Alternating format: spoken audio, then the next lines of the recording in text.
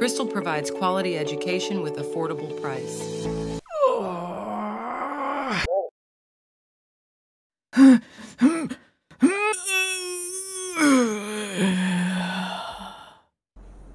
হয়ে গেল মুভি দেখা? যদি মুভি দেখা হয়ে থাকে তাহলে বুঝতেই পেরেছ আজ আমরা কি নিয়ে ডিসকাস করতে যাচ্ছি। আজ আমরা আমাদের যে ক্লাস 11-এর ফিজিক্স সিরিজটা স্টার্ট করেছিলাম সেই ফিজিক্স সিরিজের টপিক নাম্বার 7 নিয়ে ডিসকাস করতে যাচ্ছি। আর টপিক নাম্বার 7-এ আজ আমরা ডিসকাস করব ফ্রিকশন ফোর্স, যেটাকে বাংলায় বলা হয় ঘর্ষণ বল নিয়ে। তাহলে দেরি না করে চলো জেনে নিই ফ্রিকশন ফোর্স কেমন হয়, তার কি কি প্রপার্টিস হয়, কত টাইপস হয়, তাছাড়া ফ্রিকশন রিলেটেড কিছু নিউমেরিক্যালস আমরা সলভ করব। আমাদের একটা সিরিজ লঞ্চ হবে কনসেপ্ট বুস্টার বলে, সেই কনসেপ্ট বুস্টারে আমরা ফ্রিকশন রিলেটেড কেমন নিউমেরিক্যালস আসতে পারে সবগুলো সলভ করব। তাছাড়াও ফ্রিকশনের মধ্যে থেকে কিছু প্রুফ থাকতে পারে, সেই প্রুফগুলো শেষ করার পর একটা এন্ড এক্সপ্রেশন আসবে, সেই এক্সপ্রেশনটা আমাদের ভালো করে খেয়াল রাখতে হবে যদি চটজলদি অঙ্ক করতে হয়। তাহলে দেরি না করে চলো ফ্রিকশন নিয়ে স্টার্ট করে দিই।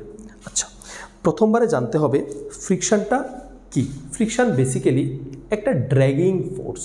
তো ড্র্যাগ করার সিম্পল মিনিংটা হচ্ছিল টেনে ধরা। যখনই কোনো একটা বডি আরেকটা বডির রেসপেক্টে মুভ করতে যায় তখনই ফ্রিকশন দুটো বডির কন্ট্যাক্ট সারফেস দিয়ে যে বডিটা মুভ করছে সেই বডিটাকে পেছন দিকে ড্র্যাগ করে।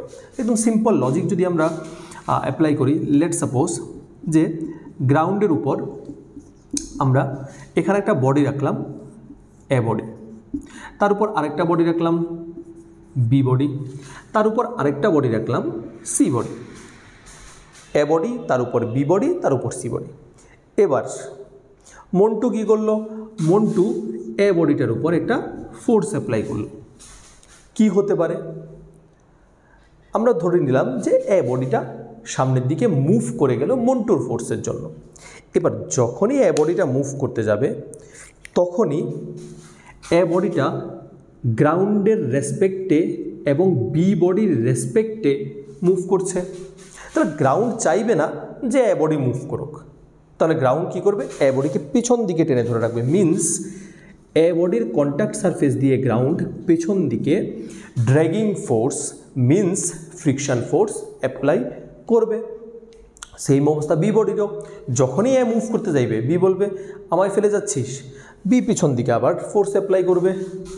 কোন দিকে? এই কন্ট্যাক্ট সারফেস দিয়ে। তাহলে কি দেখা গেল? যে ফ্রিকশন বেসিক্যালি এ ড্র্যাগিং ফোর্স, এটা বডিকে ড্র্যাগ করে পেছন দিকে। ঠিক আছে, বডির রিলেটিভ মোশনকে স্টপ করতে চেষ্টা করে। এবার রিলেটিভ মোশন কি?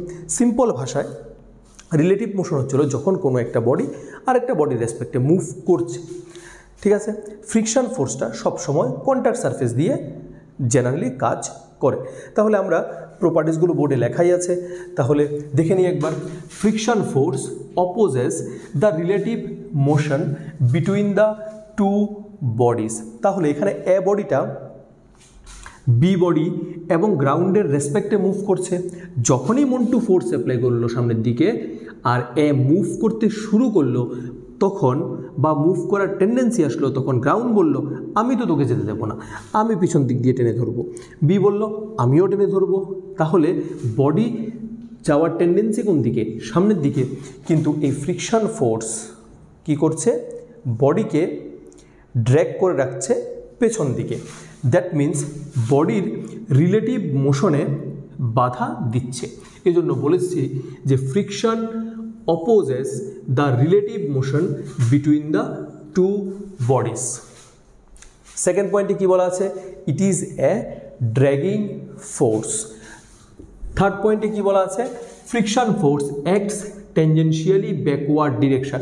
এই দেখো ফিগারে ক্লিয়ারলি দেওয়া আছে ফ্রিকশন ফোর্স সবসময় কেমনভাবে কাজ করবে? টেনজেন্সিয়ালি কাজ করবে। কোন ডিরেকশানে? ব্যাকওয়ার্ড ডিরেকশানে। কোথা দিক দিয়ে? কন্ট্যাক্ট সারফেসের মধ্যে দিয়ে। ঠিক আছে তো? তাহলে নেক্সট আমরা যেটা ডিসকাস করতে যাচ্ছি সেটা হচ্ছিল ফ্রিকশনের টাইপস। তাহলে এখান থেকে আমাদের কি মনে রাখতে হবে? এখান থেকে আমাদের এটা মনে রাখতে হবে ফ্রিকশনের কাজ হচ্ছে হলো কোনো একটা বডির রিলেটিভ মোশনটাকে অপোজ করা। Second, friction force dragging force হয়। থার্ড, ফ্রিকশন ফোর্স সব সময় দুটো বডির কন্ট্যাক্ট সারফেস দিয়ে টেনজেন্সিয়ালি কোন দিকে কাজ করবে? পেছন দিকে কাজ করবে। তাহলে চলো আমরা এবার ফ্রিকশনের টাইপস নিয়ে ডিসকাশন শুরু করি। ফ্রিকশনের দুটো টাইপ হয়, একটা হচ্ছে হলো স্ট্যাটিক ফ্রিকশন আর একটা হচ্ছে হলো কাইনেটিক ফ্রিকশন। এবার আমরা দেখব কখন স্ট্যাটিক ফ্রিকশন আসে আর কখন কাইনেটিক ফ্রিকশন আসে। তাহলে প্রথমবার কাইনেটিক ফ্রিকশন নিয়ে ডিসকাস করে দেখি। তাহলে কি বলেছে দেখো, when a body moves relative to another body then kinetic friction arises. যখন একটা বডি আরেকটা বডির রেসপেক্টে মুভ করবে তখন কাইনেটিক ফ্রিকশন আসবে। এবার স্ট্যাটিক ফ্রিকশনটা দেখা যাক। Static friction arises when body has the tendency to move. That means body move করছে না, বডির মধ্যে মুভ করার টেন্ডেন্সি আছে কিন্তু এখনও মুভ করছে না। যদি বডি মুভ করে ফেলে তখন যে ফ্রিকশনটা থাকবে সেটা হচ্ছে কাইনেটিক ফ্রিকশন। আর যদি বডির মধ্যে মুভ করার টেন্ডেন্সি আসছে কিন্তু এখনও মুভ করছে না তখন আসবে স্ট্যাটিক ফ্রিকশন। তাহলে দেখা যাক একটা এক্সাম্পল দিয়ে দেখা যাক। লেটস সাপোজ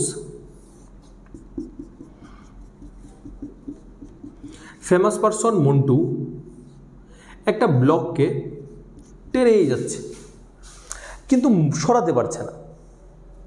দ্যাট মিন্স এখানে মন্টু ফোর্স তো অ্যাপ্লাই করছে কিন্তু বডির মধ্যে মুভ করার টেন্ডেন্সি আসলো কিন্তু বডি এখনও রেস্ট। তাহলে এই সিচুয়েশানে বডি আর গ্রাউন্ডের মধ্যে যে ফ্রিকশনটা কাজ করবে সেটাকে আমরা বলবো স্ট্যাটিক ফ্রিকশন। স্ট্যাটিক ফ্রিকশনকে জেনারেলি FS দিয়ে রিপ্রেজেন্ট করা হয়। এরপর মন্টুর বন্ধু সন্টু আসলো, সন্টু দিল F প্রাইম ফোর্স। যখন সন্টু F প্রাইম ফোর্স দিল বডি আরামসে মুভ করতে শুরু করলো। আর যখনই বডি মুভ করতে শুরু করবে তখন যে ফ্রিকশন ফোর্সটা আসবে বডি আর গ্রাউন্ডের সারফেসের মধ্যে দিয়ে সেই ফ্রিকশন ফোর্সটাকে আমরা বলবো কাইনেটিক ফ্রিকশন। এবার কাইনেটিক ফ্রিকশন যেটা সেটা কনস্ট্যান্ট ফ্রিকশন। এখানে ফ্রিকশনের ভ্যালুটা চেঞ্জ হয় না আর বডির রিলেটিভ ভেলোসিটির উপরে ডিপেন্ড করে না। কিন্তু স্ট্যাটিক ফ্রিকশন যেটা সেটা সেলফ অ্যাডজাস্টিং ফ্রিকশন। এটা কনস্ট্যান্ট নয়, এটা ভেরিয়েবল। লেটস সাপোজ এই বডিটার উপর আমরা ক্যালকুলেশন করে দেখলাম, যে বডিটার উপর 10 নিউটন ফোর্স অ্যাপ্লাই যদি করতে পারি তাহলে বডিটা মুভ করবে। এবার মন্টু কত নিউটন ফোর্স অ্যাপ্লাই করলো প্রথমবার? Let's say 1 Newton force apply করলো। তাহলে বডি মুভ করবে? ডেফিনেটলি করবে না। এরপর মন্টু ফোর্সটা বাড়িয়ে কত নিউটন করলো? 2 নিউটন। এখনও মুভ করছে না, মুভ করার টেন্ডেন্সি আসছে বডির মধ্যে। মন্টু তার ফোর্সটাকে বাড়িয়ে এখন কত করলো? 3 নিউটন। এখনও বডির মধ্যে মুভ করার টেন্ডেন্সি আসছে কিন্তু বডি এখনও রেস্ট, মুভ করছে না। দ্যাট মিন্স মন্টু যেমনভাবে ওর অ্যাপ্লাইড ফোর্সকে বাড়িয়ে যাচ্ছে স্ট্যাটিক ফ্রিকশনও ঠিক সেই হিসেবে নিজেকে সিস্টেমের সাথে অ্যাডজাস্ট করে যাচ্ছে এবং সিস্টেমটাকে ব্যালেন্স রাখছে, যার ফলে ব্লকটা এখনও মুভ করছে না কিন্তু করার টেন্ডেন্সি আছে। দ্যাট মিন্স আমরা এখান থেকে দুটো ইম্পর্ট্যান্ট পয়েন্ট শিখতে পারলাম। প্রথম পয়েন্টটা হচ্ছে যখন আমরা কোনো বডির উপর ফোর্স অ্যাপ্লাই করব আর বডি মুভ করতে শুরু করবে তখন কাইনেটিক ফ্রিকশন কাজ করবে।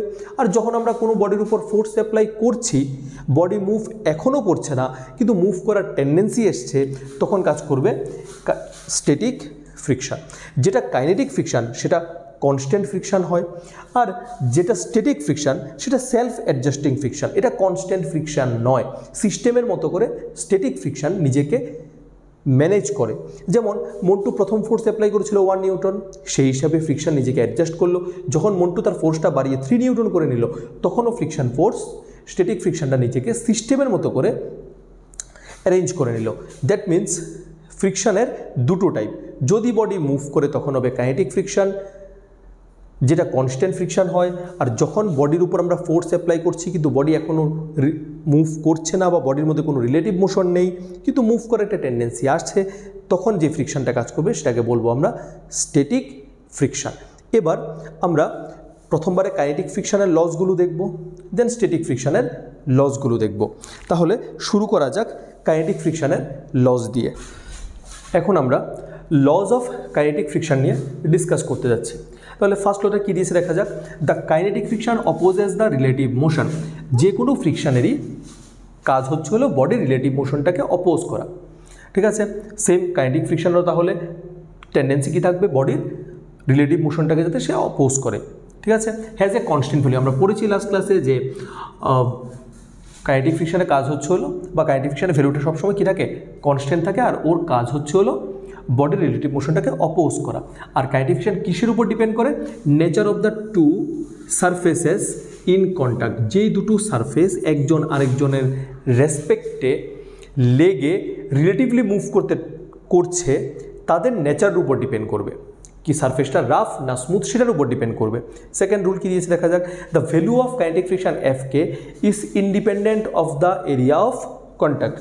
Third, the kinetic friction does not depend on velocity provided the velocity is neither too large or too small. সবচেয়ে important rule, the value of kinetic friction Fk is directly proportional to the normal reaction R between the two surfaces. Let's suppose এটা হচ্ছিল ground, আর গ্রাউন্ডের উপর আমরা একটা বডিকে place করে দিলাম। তাহলে সিম্পল, বডিটার ওয়েট কোন দিকে কাজ করবে, ডাউনওয়ার্ড ডিরেকশানে, কত সেটা mg।